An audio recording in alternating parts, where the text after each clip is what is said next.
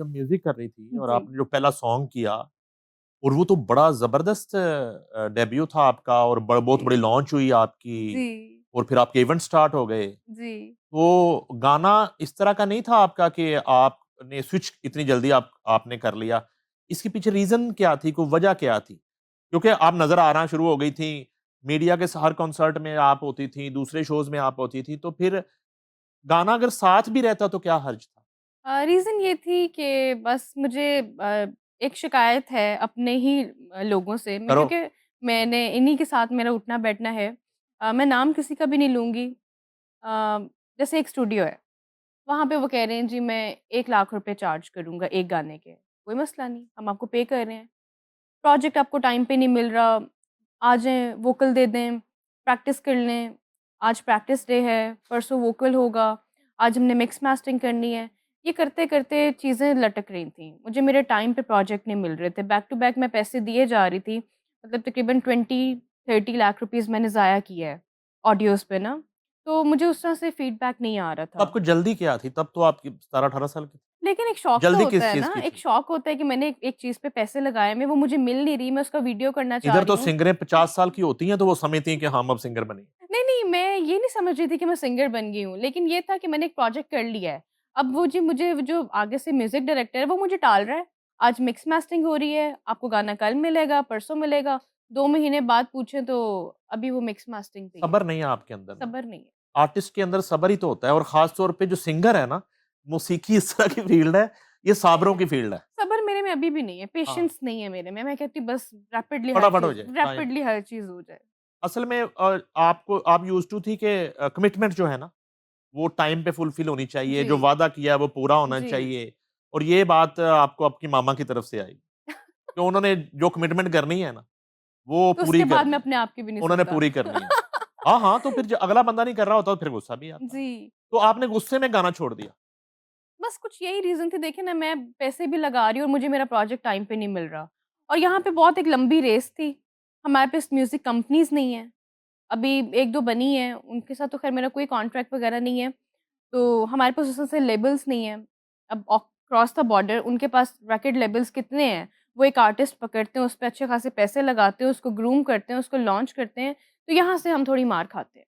यार इतना बड़ा कॉम्पिटिशन हो रहा है पाकिस्तान आइडल, जी, हो रहा है। कितना टैलेंट सामने आ रहा है। आप क्यों हँस रहे हैं? मुझे बताइए ना नहीं, बात सुने। ये आप निसनी हँसी क्यों मेरी हँस बात तो रहे सुने। हैं?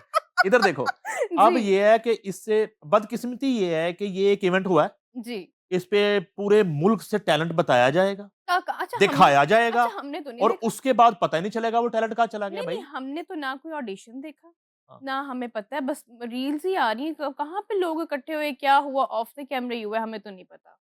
अच्छा।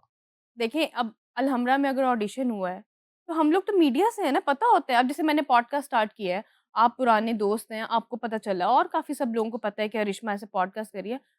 अब पाकिस्तान आइडल हो रहा है, तो कानो-कान किसी को खबर नहीं है। एक तो welcome to podcast industry. Thank you. Podcast अब इंडस्ट्री बन चुका हाँ जी, है और बिल्कुल। आप जो है वो एंकर हैं इस वक़्त और आपके जो है बड़े शोज़ 5-6 रिकॉर्ड भी हो चुके हाँ हैं। जी, अभी ऑन एयर होना शुरू होंगे और आई विश के थैंक आप एक यू, कामयाब पॉडकास्टर भी बन जाएँ। Thank you. माफ़ तो आप पहले ही किसी को नहीं करती। तो अब आप जो है ना पॉडकास्ट पे धज्जियाँ बिखेरेंगी लोगों की आके। अच्छा, आपके पास असल में इन्फॉर्मेशन बहुत होती है ना आंटी की वज़ह से। जो चुगलियाँ और गॉसिप्स तो आपके रहती पास कसर होती है आप ना। पूरी कर देंगे। हाँ, मैं तो फिर हाँ, ज़ाहिर-सी रहती बात कसर है। आप पूरी करा वो तो देंगे। फिर वो फफे जी, फफे कुटन वाला जो सहेलियाँ रोल है ना, पुरानी फफे सहेलियाँ, कुटनी वाला रोल। गॉसिप्स। अच्छा, तो इस रवैये की वज़ह से आपने गाना तर्क कर दिया। अच्छा, हाँ, इंस्ट्रूमेंट तो दूसरे। आप पाकिस्तान आइडल की बात कर लेते हैं, इसमें आरिफ लोहार साहब को होना चाहिए था। हाँ, क्या मतलब एग पर्सनैलिटी क्या है वो। बात है। अताउल्लाह साहब को होना चाहिए था। एग्रीड, एग्रीड, गुलाम अली साहब को होना चाहिए था। Very good. मतलब ये लेजेंड लोग हैं, इनको होना चाहिए था। तो फिर तो मेरिट पे होना था सब कुछ। यही तो बात है। तो मेरिट पे तो नहीं करना ना। देखिए ना, यही तो बात है। इनको होना चाहिए था, तो तभी तो जो मेन टैलेंट है निकलना था। हुँ। टैलेंट कितना ज़्यादा है। असल में हमारे यहाँ प्रॉब्लम ये है कि बंदा सिफ़ारिश पे आता है, मेरिट पे निकल जाता है। हाँ, ये तो तो है। यहाँ होता ये है। तो अब ज्यूरी पे इतनी तनकीद हो रही है, इतनी तनकीद हो रही है, सिवाय उस्ताद राहत फ़तेह अली खान के, किसी को कोई मानने को तैयार ही नहीं है। किसी की जजमेंट को कोई मानने को ही तैयार नहीं है। वो कहते हैं कि भाई आप कौन हैं? हुँ, अब आपने ये जो नाम लिए हैं, ये अगर बैठे हों सब लोग, बिल्कुल। तो किसी पे एतराज़ ही नहीं होगा। ये होने ही ये चाहिए। बिल्कुल ये लोग होने चाहिए। आपने अभी भी तो टाइम है, आप चेंज कर सकते हैं।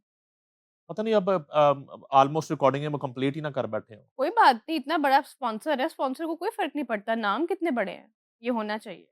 अच्छा, इंस्ट्रूमेंट तो दूसरे भी आपने प्ले किए ना? जी। तो ढोल का फैसला क्यों किया? जंप इन तो मैंने कर लिया हुआ था, थोड़ी बहुत मॉडलिंग भी करी थी, वीडियो सॉन्ग्स वगैरह भी करी थी, तो मैंने सोचा यार लेट्स डू समथिंग डिफरेंट। आपने वो एक वो यूके की मुल्तानी ढोल वो बुलाई थी ना? हाँ जी, वो पाकिस्तान में उनका इवेंट-शिवेंट रानी प्लान किया ताज, था, हाँ रानी जी, ताज। जी, जी। उसकी वजह से ढोल आपने शुरू कर दिया गुस्से में, मुझे लग रहा है ना? नहीं उसकी वजह से शुरू नहीं किया था। जसमीत हैं मेरी सिस्टर बनी हुई है क्रॉस द बॉर्डर, उनको देखकर स्टार्ट किया था। उन्होंने मुझे कहा रिश्मा पाकिस्तान में कोई बंदी फीमेल ढोल प्लेयर नहीं है, गिव अ ट्राई। वो जब ट्राई किया तो वो बल्ले-बल्ले हो गई। तो बल्ले-बल्ले ऐसी हो गई। मुझे तो कॉल आई सबसे पहले मुझे आज तक याद है इस्लामाबाद से मोहसिन बेग साहब। जी। यार कॉल उन्होंने कहा ये एक लड़की ढोल बजा रही है लाहौर में। और क्या बिगेस्ट इवेंट तो था वो क्या इस्लामाबाद बिगेस्ट इवेंट था मोहसिन बेग साहब का। जी। तो मैंने कहा अच्छा, मैंने फिर याद है फ़ोन किया, तो फिर आपने प्ले किया जाके। एक और बात बता दूँ, उस वक़्त जो मैं चार्ज कर रही थी ना, नईम ने मुझे ट्रिपल पैसे दिलवाए। वरना यहाँ पे क्या होता है मुझे आधा लाहौर मैं फलाँ एमएनए बात कर रही हूँ इतने पैसे कम कर दें। मैं फलाँ मिनिस्टर बात कर रही हूँ इतने पैसे कम कर दें। कहती है यार व्हाट अच्छा, इज़ दिस? ये क्या एमएनए और कल्चर है? एमएनए और मिनिस्टर्स को तो ज़्यादा पैसे देने चाहिए। उनके पास तो लूटे हुए पैसे ही बहुत होते हैं। मैं ना आतिफ़ असलम का एक इंटरव्यू देख रही थी, मैं कभी आतिफ़ असलम से मिली नहीं, I would love to meet him. उनका एक मैं रील देख रही थी उसमें वो बता रहे हैं कि लोग उनको कहते हैं कि जी आपने इतने पैसे चार्ज किए हैं तो आप 15 मिनट की परफ़ॉर्मेंस दे दें। वो कहते हैं व्हाट इज़ 15 मिनट? जब मैं आ गया हूँ, तो तो क्या 15 1 मिनट क्या घंटा और घंटा क्या तो और 2 क्या घंटे क्या 15 और। मिनट? तो इसी तरह जो लोग मुझे अप्रोच करते हैं, जी 15 मिनट की परफ़ॉर्मेंस है यार व्हाट इज़ 15 मिनट? जब मैं आ गई हूँ तो मैं 1 घंटा आपका प्ले पूरा कर दूँगी। लेकिन ये जो इतने बड़े-बड़े नाम मुझे फ़ोन करते हैं डिस्काउंट्स के लिए, इन पे मुझे हैरानगी होती है। कमाल हो गया। हालाँकि खुद जहाँ-जहाँ से ये पैसे लेते हैं ना, ₹1 नहीं कट कर दे। लेकिन आपस की बात है मोहसिन बेग साहब का जो बिगेस्ट इवेंट इस्लामाबाद का बिगेस्ट वो इवेंट, था, यस, यस, वो यस। वाक़ई बिगेस्ट इवेंट और था। उनके इवेंट्स बड़े ही हुए हैं सारे। बहुत बिगेस्ट इवेंट था। अच्छा, ये बाजू पे क्या बनाया हुआ है? ये तो बताएँ? ये टैटू है, दिस इज़ अच्छा, फॉर माय डैड। इसमें अच्छा, लिखा हुआ है always in my mind forever in my heart Coco. वाह! ये डैड के लिए बनाया डैड के आपने। लिए। क्या डैड देख रहे हैं इतने ध्यान से? वाक़ई क्योंकि दूर से है, मैंने तो डैड कह के कुछ और तो नहीं लिखवाया। नहीं, नहीं, मेरे बाबा के लिए। श्योर? श्योर। अच्छा, और ये गोल्ड पहना हुआ है आपने? जी, गोल्ड गोल्ड पहनने का शौक है आपको? गोल्ड पहनने का शौक। आपने बालों में भी गोल्ड लगा ली? बालों में भी गोल्ड लगा लिया, दाँत पे भी गोल्ड लगवा लिया। इसकी क्या वजह है? बस गोल्ड पसंद है। अब तो गोल्ड के प्राइसेज़ इतने ज़्यादा हो गए हैं। तो आपने कौन-सा खुद खरीदना होता है? अस्तगफिरुल्लाह मैंने खुद ही खरीदना होता है। आप तो मुझे बड़े अच्छे से जानते हैं, ना मेरी कोई अदर भाई एक्टिवि फैन गिफ्ट कर सकते नहीं, हैं। हमें कोई फ़ैन नहीं गिफ्ट करते, ना कोई अदर एक्टिविटीज़ है, ना हम पार्टियों वाले हैं, ना हम शराबों वाले हैं। हम तो भई सीधे-सीधे शो पे जाते हैं और सीधा घर आ नहीं जाते हैं। फैन्स गिफ्ट करते हैं, क्यों पता नहीं नहीं करते भाई? कौन-से फैन्स हैं भई या अल्लाह हमें भी कोई ऐसे फैन्स मिलें।